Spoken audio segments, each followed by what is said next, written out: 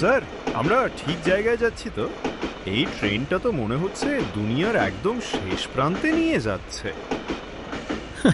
ঠিকই যাচ্ছি তাহের।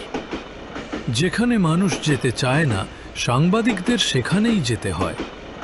গ্রামের লোকজন নাকি বলে ওখানে রাতে আগুন নিজে থেকেই জ্বলে আর কান্নার শব্দ শোনা যায়। ওরা যা দেখে তা গল্প, আমরা যা দেখব তা সত্যি।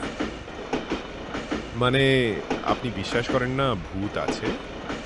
ভূত থাকলে তো প্রথমে পত্রিকার অফিসে থাকতো, আমাদের এডিটরকেই ভয় দেখাতো।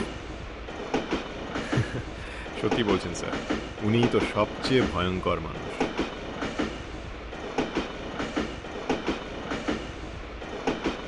দেখবে, ওখানে গিয়ে আমরা শুধু বাতাস আর পুরনো গাছের শব্দই পাব। আচ্ছা স্যার, কিন্তু যদি সত্যিই কিছু ঘটে যায়? তাহলে আমাদের গল্পটা আগের চেয়ে অনেক বেশি দামি হয়ে যাবে তাহের।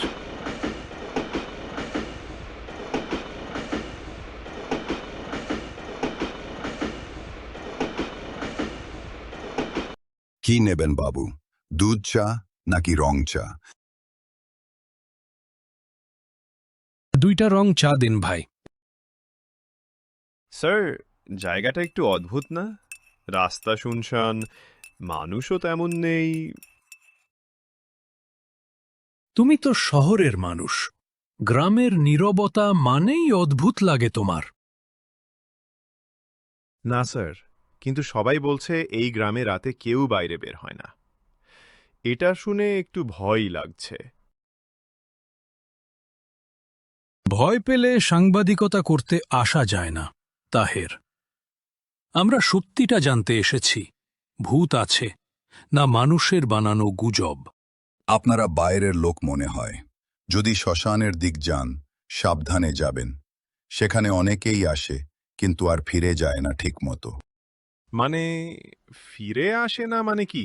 এসব গল্পই খুঁজতে তো এসেছি, তাই না?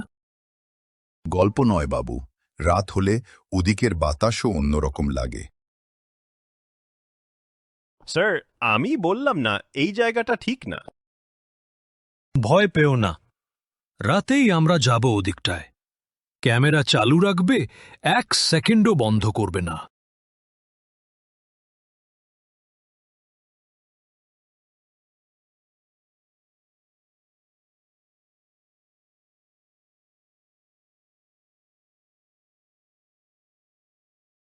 কে তোমরা?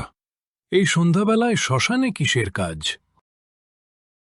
আমরা শহর থেকে এসেছি, একটা রিপোর্ট করছি। এই ঘাটে নাকি অদ্ভুত কিছু ঘটে, তাই দেখতে এলাম। এসব জায়গায় কৌতূহল ভালো না বাবা। দিন হলে এসো, রাত হলে দূরে থাকো। কিন্তু কাকু, আমরা অফিসের নির্দেশে এসেছি, রাতের ফুটেজ নিতে হবে। সবাই তো বলে এখানেই নাকি ভয়ঙ্কর ঘটনাগুলো ঘটে। ভয়ঙ্কর বলছো? ভয় বোঝো না তোমরা। কত দেখেছি, সন্ধ্যার পর এসেছিল, কেউ আর সকাল পর্যন্ত ফিরেনি ঠিকঠাক। তোমাদেরকে আমি বোঝাতে পারবো না। থাকতে চাচ্ছ থাকো, তবে আমি ওই ঘরটা খুলে দিয়ে যাচ্ছি। ওই ঘরের ভিতর থাকবে যা কিছু করার। সন্ধ্যার পরপরই করে ঘরে ঢুকে পড়বে। সময় রাত প্রায় 12টা। আমরা এখন দাঁড়িয়ে আছি সেই শ্মশান ঘাটে, যেটার নাম শুনলেই গ্রামের মানুষ কাঁপে। বাতাসে লণ্ঠন দুলছে, হালকা শোঁ শোঁ শব্দ শোনা যাচ্ছে। স্থানীয়দের মতে এখানে প্রতি রাতে একটা অদ্ভুত ছায়া ঘুরে বেড়ায়। আজ আমরা সেটার প্রমাণ নিতে এসেছি। স্যার, আওয়াজটা শুনলেন? মনে হলো কেউ হাঁকছে। শান্ত হও তাহের, ফোকাসটা আমার পিছনের গাছটার দিকে রাখো। লোকজন বলে ছায়াটা ওই দিকেই দেখা যায়।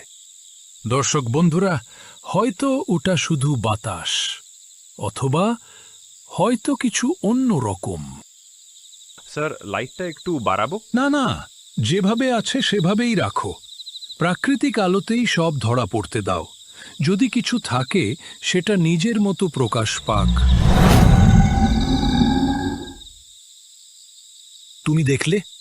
ওটা কি তাহের? রেকর্ড হচ্ছে তো? হ্যাঁ স্যার, কিন্তু ক্যামেরায় তো কিছুই ধরা পড়ল না। আমরা যাচ্ছি ছায়াটার দিকে। যদি এটাই সেই রহস্য হয় তাহলে আজ রাতেই সব পরিষ্কার হয়ে যাবে।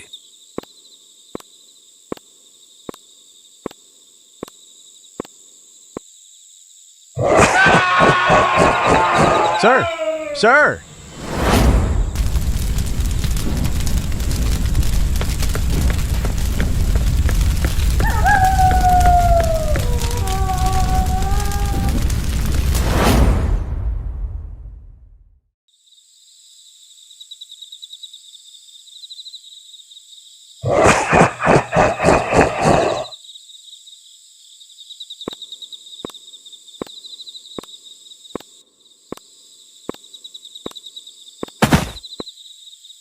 কাকু, কাকু, ওইখানে ভূত, ভূত, ভূত, স্যারকে ভূত! শান্ত হও বাবা, শান্ত হও। তোমাদের আমি আগেই মানা করেছিলাম। কেন যে তোমরা বোঝো না? কি দেখেছ খুলে বলো তো আমাকে।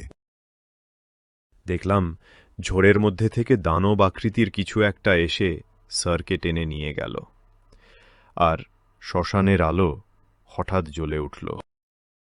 দেখো তো দানবটা আমার মতো দেখতে কিনা।